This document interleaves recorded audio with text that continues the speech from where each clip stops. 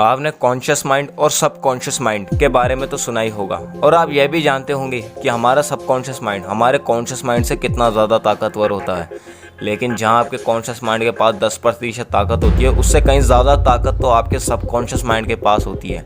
जाने अनजाने आप अपने ज़्यादातर कॉन्शियस माइंड का इस्तेमाल कर पाते हैं और आपके कॉन्शियस माइंड के पास 10% ही ताकत होती है, लेकिन आपके सबकॉन्शियस माइंड के पास तो 90% ताकत होती है, जिसका इस्तेमाल आप बहुत ही कम कर पाते हैं।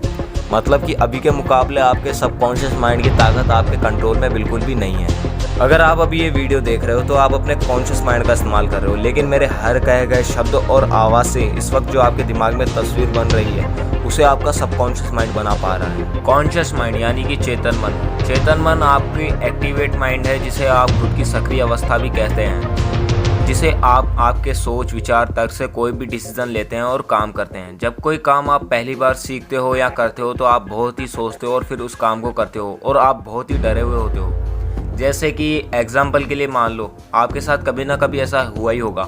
जब आप पहली बार ड्राइविंग सीखते हैं तो आपका पूरा ध्यान आपकी कार पर होता है और कहीं ना कहीं आपका कॉन्शियस माइंड एडजस्ट नहीं हो पाता और इसलिए ही कोई भी काम करने से पहली बार आप बहुत ज़्यादा कंफ्यूज रहते हैं। इसी तरह आपका चेतन मन काम करता है, यानी कि कॉन्शियस माइंड इसी तरह से ही काम करता है। जो कुछ भी आपके साथ हो रहा है, जो आप अभी देख रहे हो, महसूस कर रहे हो, ये सब चेतन मन के उदाहरण हैं। मान लो आपसे कोई कहता है कि अपना हाथ आग में डाल दो, तो इसमें आपका कॉन्शियस माइंड यही डिसीजन लेगा कि आग में हाथ डालना आपके लिए सही है या गलत। अगर आप अपनी ज़िंदगी में कोई भी फैसला लेते हो तो आप अपने कॉन्शियस माइंड के ज़रिए ही लेते हो। आपका कॉन्शियस माइंड लर्निंग यानी कि सीखने का काम भी करता है। ऐसा कोई भी काम जिसे आप पहली बार कर रहे हो लेकिन अवेयर होकर के कर रहे हो या सीख रहे हो, तो इसमें भी आप अपने कॉन्शियस माइंड का इस्तेमाल करते हो, जैसे कि पहली बार साइकिल चलाना और ड्राइविंग सीखना। अब बात करते हैं सबकॉन्शियस माइंड की, तो यह बहुत ही शक्तिशाली मन है। यह आपका एक तरह से दोस्त भी है और दुश्मन भी। लेकिन अगर सबकॉन्शियस माइंड का सही से इस्तेमाल किया जाए तो हर इंसान अपनी सफलता बड़ी आसानी से पा सकता है। कोई भी मुश्किल काम बड़े आराम से कर सकता है। जब आप दूसरी या तीसरी बार कार चलाते हैं, तब कार चलाते चलाते फ़ोन पर बातें करना, गाने सुनना, ये सब काम आप बिना झिझक के एक साथ करते हैं, क्योंकि ये सारी हरकतें आपका सबकॉन्शियस माइंड करता है। आपका कॉन्शियस माइंड जिस किसी भी बात को जान लेता है, जिस बात पर विश्वास कर लेता है और यह बात आपके कॉन्शियस माइंड से सबकॉन्शियस माइंड में पहुंच जाती है, फिर चाहे यह बात अच्छी हो या बुरी, पॉजिटिव हो या नेगेटिव, आपका सबकॉन्शियस माइंड उस बात को हकीकत में बदल कर ही छोड़ता है। आपका सबकॉन्शियस माइंड सोच विचार तर्क नहीं कर सकता। आपकी समझ, आपकी मान्यता का सीधा असर आपके सबकॉन्शियस माइंड पे होता है। आपकी सफलता, आपकी असफलता का सीधा कनेक्शन आपके सबकॉन्शियस माइंड से है। सबकॉन्शियस माइंड एक बच्चे के मन के जैसा होता है, जिसे जिस रूप में आप उसे डाल देंगे वो वैसा ही उसी रूप में बन जाएगा।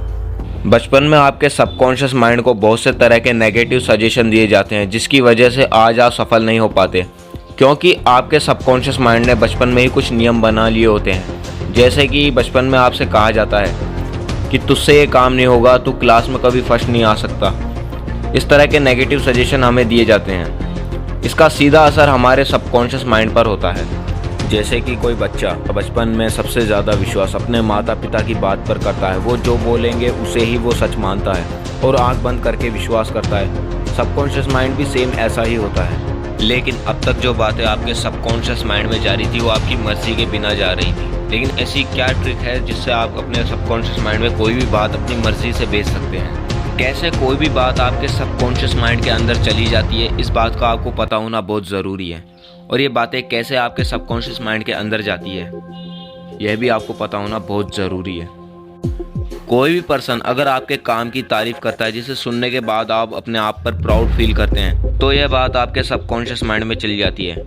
या फिर कोई भी आपके काम में किसी भी तरह की कमी निकाल कर आपको नीचा दिखाने की कोशिश करता है, जिसे सुनने के बाद आप लो कॉन्फिडेंट महसूस करते हैं, यानी कि नेगेटिव महसूस करते हैं आप अपने बारे में, तो भी ये बातें आपके सबकॉन्शियस माइंड में चली जाती है। सबकॉन्शियस माइंड में बातें दरअसल आपके भावनाओं के ज़रिए ही जाती हैं।